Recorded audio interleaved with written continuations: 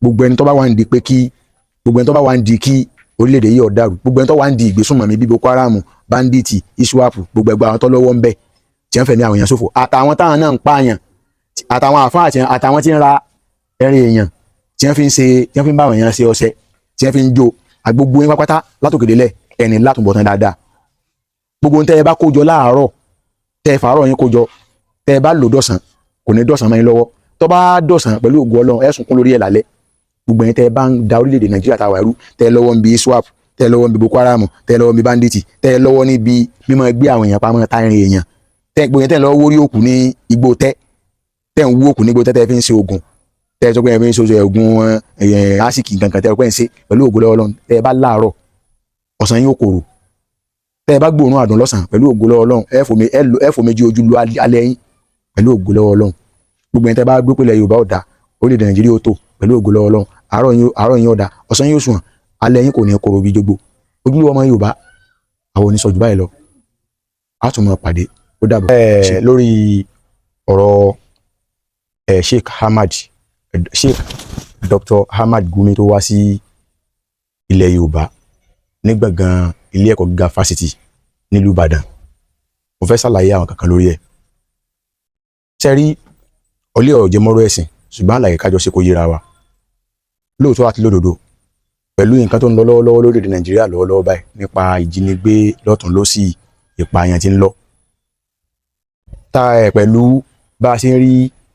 Dr. Ahmad Gumi tí ń wà láàrin àwọn bandits bígbà tí ń bá wọn sọ̀rọ̀ lórí pé bóò ni wọ́n ṣe fi òpin sí àwọn ìwà tí wọ́n ń wù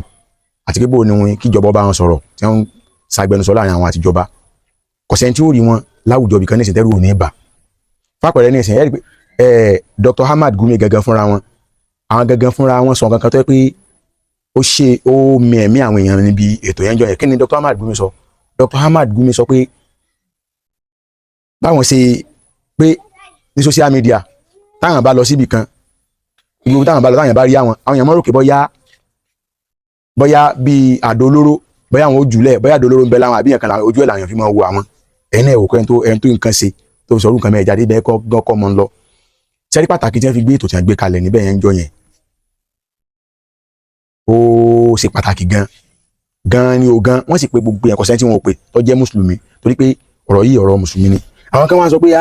àwọn tí wọ́n gbé wọn wá wọ́n ti gba bọ́dé wọ́n ti ṣe gbá wọ́n ti ṣàwo. Lákọ̀ọ́kọ́ ẹ jẹ́ kí n béèrè kankan lọ́wọ́ yín. Yunifásitì Ìbàdàn tó jẹ́ UI àwọn wo lálákòóso bẹ̀ tó pọ̀ jù? Àwọn ẹlẹ́sìn kìrìsìtẹ́nì ló pọ̀ ń bẹ tí wọ́n ṣàlákòóso ẹ̀ tó pọ̀ jù. Mo sì mọ̀ pé kí wọ́n tó láǹfààní àti gba International Conference Hall tó wà ní Yunifásitì Ìbàdàn yẹn wọ́n ti béèrè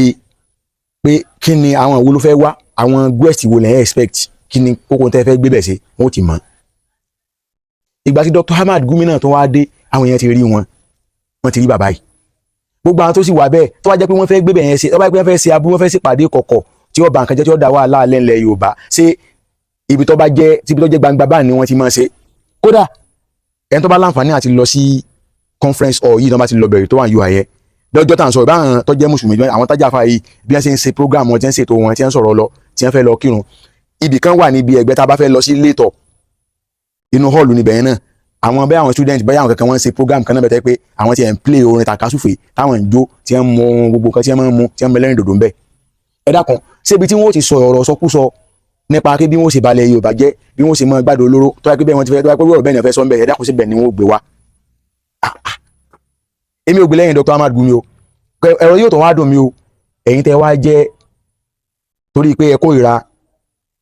Dr. baba Sheikh Daud mọ́rọ̀mọ́ lásán mufti àgbà fúnlẹ̀ Yorùbá torí pé ẹ kórìíra wọn ẹ wá ń gbé fọ́tò wọn káàkiri torí pé ẹ kórìíra baba wa Al-Wazir látàrí pé manhaj yín kò papọ̀ ẹ̀ ń gbé fọ́tò wọn káàkiri ibi tí wọ́n bá Gumi ya fọ́tò ẹ̀yin yẹn wá kílé tẹ̀ sí la pápá lóyún tẹ́ jẹ́ mùsùlùmí mo fẹ́ kájọ ẹ má bínú tí n bá sọ̀rọ̀ tó le jù mo fẹ́ kájọ wá sí kájọ ronú dáadáa ẹni kí ló tẹ́ fi gbé Gumi wá bẹ̀rùn wọ́n sì lè gbé Gumi wá lẹ̀ Yorùbá wọ́n sì lè ṣe gbá wọ́n sì lè ṣàwo ẹ mọ́ tẹ̀lẹ́nu gbogbo alámara tí Israel dá ní orílẹ̀ àwọn kíní bẹ́ẹ̀ tí Israel dá ẹbọ yẹn ní pa Israel wọnú hospital lọ pa yẹn wọ́n wọ àwọn ọmọ kéékèèké wọ́n pa àwọn tí àwọn elétò ìlera wọ́n pa àwọn dànù àwọn oníròyìn wọ́n pa wọn gbogbo àgbáyé sì ń rí wọn nìkan kan sọ̀rọ̀. síbẹ̀ náà àwọn tó jágbá àgbàjọ ẹlẹ́sìn kìrìsìtẹ́nì wọ́n ń lọ sí Israel o wọ́n ń gbàlejò àwọn èèyàn láti Israel o gbogbo wa tá à ń pariwo ní ìsìn pápá jù àtàgẹ́ mùsùlùmí pariwo ta pé àwọn kìrìsìtẹ́nì o wọ́n ti gbàlejò Israel ti ń pa àwọn kan o ǹjẹ́ ni wò ní wọ́n pa wá nílẹ̀ Yorùbá báyìí pariwo bẹ́ẹ̀ kí ló dé tábò ṣe pọ̀ tó báyìí lábàlá ọ̀dọ̀ yín kẹ́ jẹ́ kìrìsìtẹ́nì ó ṣe jẹ́ pé gbogbo àtàwọn mùsùlùmí tá a bá ti ṣe bóyá a ṣe àpérò kan apọ̀ táwọn á gbé àwọn àlejò kan wá tẹ́ pé tọ́jú àwọn yẹn ńláńlá ó sì jẹ́ pé ìgbà náà lẹ́wà àwọ̀ ẹ̀sùn kan yìí máa lẹ́sẹ̀ nìkan kò sí conference ẹ̀yìn christian kì í ṣe ẹ̀ ṣe youth christian ẹ̀ ṣe youth conference ẹ̀ ṣe kíníkan conference ẹ̀ ṣe kíníkan conference ẹ̀ sì lè rí mùsùlùmí kan ẹ̀ lè rí mùsùlùmí kan kó wá bọ́ta kó wá máa sọ pé conference táwọn christian ṣe ń bẹ̀ yẹn o wọ́n gbé kíníkan wá conference kíníkan wọ́n gbé kíníkan ṣùgbọ́n àdánwò táwọn mùsùlùmí ni pé kò sí ní tá a fẹ́ ṣe táwọn ẹ̀gbẹ́ sórí ẹ̀rọ agbàgbé tó bá jẹ́ pé bí ẹ ṣe yìn fáìtì Dr. Ahmad Gumi nísìn àgbé sórí ẹ̀rọ agbàgbé wọn ò gbé live program wọn ò ya fọ́tò wọn ò ṣe kankan ẹnìyàn kò kú ní mọ̀kàn wá ṣùgbọ́n látàrí pé òun ò ní wà bàjẹ́ kan tí wọ́n fẹ́ ṣe ń bẹ̀ wọn ò láburú kan tí wọ́n fẹ́ ṣe wọ́n gbé Dr. Ahmad Gumi wá kò sì sí wàhálà kankan lọ́jẹ́ wọn ó ká kí o gba ayé orí tó bá pẹ́ láburú tó fẹ́ ṣe ni ṣé wọ́n kà sí gbogbo ayé orí ṣé iṣẹ́ aburú ṣe máa hàn gbangba ẹ̀yin tẹ́ wá pé láyé Christian tẹ́yìn pariwo ní comment section tẹ́yìn ṣépè tẹ́yìn ṣe gbogbo ẹ̀ yìí gbogbo conference tẹ́yìn máa ń ṣe kí ló tẹ́yìn náà máa gbé live program gbogbo ọ̀rọ̀ tẹ́yìn máa ń sọ secretly tẹ́yìn máa ń sọ lọ́rọ̀ àṣírí kí ló tẹ́yìn máa gbé gbangba báà náà ṣe máa gbé kí o gba ayé ọmọ gbọ́n tẹ́yìn náà gbé bí tẹ́yìn ṣe sọ. ìyẹn lọ báwọn àwọn kan ó tún wá bàjẹ́ fáwọn mùsùlùmí kan tí wọ́n pé wọ́n ti ń kú olójú ọ̀nà Islam díẹ̀díẹ̀ wọ́n wá ní baba mufti àgbà sọ pé kí àwa mùsùlùmí ká máa train ká máa kọjá ká máa kọ́ àwọn abẹ́sẹ̀ yìnbọn ẹ dákun sí bẹ́yìn ṣe gbé lérò gbà tí wọ́n gbà nígbà tí tó bá jẹ́ wọ́n tó di mùsùlùmí tó bá lè pariwo tó ń sọ wúrọ̀ dáadáa báyìí bọ́ta dákun bá ń béèrè lọ́wọ́ àwọn tí wọ́n jẹ́ baptisti àwọn tí wọ́n jẹ́ christian pé kí ni iṣẹ́ kí ni ẹ fẹ́ fi royal ambassador tí wọ́n dálẹ̀ church àwọn security tó àwọn ẹ̀tọ́ aláàbò wọn ní church royal ambassador iṣẹ́ kí ni wọ́n ṣe ẹ dákun sí tí wọ́n bá ṣe training wọn èdúró bí wọ́n ṣe máa ń yìnbọn sí wọn èdúró bí wọ́n ṣe máa ń yìnbọn even man no war lásán tí máa ń lo pọ́npọ́rọ́ òun náà ó ṣe kí ni yóò train bí wọ́n ṣe máa gbébọn kílẹ̀tẹ̀ pé man no war lẹ́jọ́ kílẹ̀tẹ̀ pariwo man no war kílẹ̀tẹ̀ pariwo royal ambassador harry tí church ń lò particularly Baptist church Baptist Christians kí ló dé ẹjẹ́ abẹ̀rù Ọlọ́run ẹjẹ́ àti kíni ẹjẹ́ abẹ̀rù mọ́ afẹ́ fásitì sọ fún gbogbo ẹni tẹ́yìn sí pé ní comment section tẹ́pẹ́ mọ́ sí pé ńláńláńláńlá ọ̀rọ̀ yín dà gẹ́gẹ́ bí ológun náà kan tí ń ṣe létí omi ni o tẹ́pẹ́ ní ọkàn tó kù tí ó fi jẹnu o tí ì dáná oúnjẹ tó bá yẹ bọ́ọ̀nù omi mọ́ lọ́wọ́ ebi ọ̀pá sùn ni o ó sì ṣe kékeré bí ọ̀pá kú ẹ mọ̀ sí pé lómi ò ní jọ ọmọ kan lọ tẹ́ pé ọmọ náà ní náwó lé lórí ọ àmọ́ sí pé fọmọ ọlọmọ social media orí péèjì wa láti sọ̀rọ̀ tó bá ìpọ́rọ̀ nínú ìwọ náà tó pé ó ti jọ ọlá tó pé a ò fẹ́ sọ̀rọ̀ ìwọ náà bọ́ sórí profile àbọ̀ pọ́sí péèjì ẹ gbogbo ìpè tó bá fẹ́ sẹ́ńbẹ̀ máa ń sẹ́ńbẹ̀ ọ wà sí pé fẹ́ntẹ́ pé kò wù èpè ó sì pé fẹ́ntẹ́ pé gbogbo ń tọ́ sọ́ ń pa rẹ̀ kọ́ mọ́ ń pa rẹ̀ bó lè pè wá sí ní mọ́ ọ wà ní ọmọ kan sótó bí ọ parí agùnbánirọ̀ ọ ń lọ lọ́nà Èkó ọkọ̀ ẹ̀ parẹ́ ó kú ó ti gbàgbé èpè tó sẹ́fẹ́ntẹ́ ọ̀rọ̀ jẹ́ mí pé bàbá mufti tẹ̀ ń sọ̀rọ̀ wọn yìí Sheikh Daud ìmọ̀ràn ọmọ lásán agbègbè tí wọ́n kalẹ̀ sí lọ wo bẹ̀ dáadáa gbéra kọ́ lọ sí lùwò sọ́pọ̀ lọ sí Daaru Hijra àwọn kìrìsìtẹ́nì tàn gbé àdúgbò yẹn kọ́ ọdọ́gbọ́n sì wádìí nípa pé ǹjẹ́ láti ọjọ́ tí gbé àdúgbò yẹn tí bàbá wọn fara ní wọn àbí wọn fún gbèsè ayé wọn pínpín béèrè wọn lọ́wọ́ Bowen University tó wà níwò Bowen tó wà níwò gbẹ́bọ́ o fún bàbá mufti tó bá jẹ́ pé wọ́n jẹ́ ní aburú àgbọn jẹ́ èèyàn bàjẹ́ jẹ́ èèyàn tí ń ṣèkà fún ẹlẹ́sìn kejì sí Bowen ọgbẹ́ bọ́ o fún bàbá mufti. bàbá wa Al-Wazir àgbà fúnlẹ̀ Yorùbá ẹ ń bá ma bàbá yìí dáadáa kò sẹ́ni tí wọ́n bá sí tí wọ́n bá pàdé rẹ̀ wọ́n fẹ́ lè kún lẹ́tàn yanyan báyìí bàbá yìí ó sì ní kọ́nu kọ́ kankan sẹ́ni kankan kí wàá ló dé ẹ wàá máa ṣe pé pẹ̀lú kórìíra ẹ sì jẹ́ sọ kan fún yín ìwé tẹ́ jẹ́ mùsùlùmí tẹ́ pé torí pé ìkórìíra sí ń bẹ lẹ́mìí yín ẹ wá ń lọ gbá àwọn fọ́tò kan jáde pé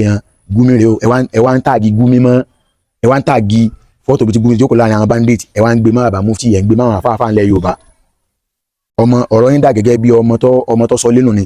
ọfà kò ya ẹ̀kọ́ gbogbo tẹ́ fẹ́nu ara yín sọ ní ìsìn àwọn tó jẹ́ lẹ́bọ gbogbo àtọ́jọ́ tàyín lórí ọ̀rọ̀ ẹ̀sìn wọ́n ti ń bá yín mú sọ́wọ́ ní ìsìn níjọ́ tọ́rọ̀ bá kàn yín tẹ́ bá gbé yẹn gidi wá tí ó sàǹfààní fẹ́sìn nílẹ̀ Yorùbá tẹ́ fi mú nǹkan gidi wá tí ó wúlò fáwọn àrọ́mọdọ́mọ wá nú ẹ̀sìn gbogbo tẹ́ ti gbé tàyín ní ìsìn tẹ́ sọ fúnra yín sọ tẹ́ sọ nípa mùsùlùmí ọ̀yàn ní ìsìn gbogbo ẹ̀ wọ́n gbé jáde tí wọ́n fi takò yín lọ́jọ́ iwájú tí ó sì gba nǹkan tó dá sọnù lọ́wọ́ yín ẹ kú mọ̀ pé àwọ̀ bẹ̀rù àti àrùngúnṣẹ́ àárín ẹ̀ lẹ́kọ̀ọ́ pàmò rẹ̀ ti bú ẹ́dì ẹ lólùfẹ́ ojú ọmọ Yorùbá bó ṣe ṣẹlẹ̀ nìyẹn ìwọ tó bá tún fẹ́ sí pé múra sí àárín ni ọmọ ṣe pé ṣùgbọ́n àmọ́ pé iṣẹ́ owó yẹn ní kíni o làdúrà rẹ̀ ní kíni o làdúrà rẹ̀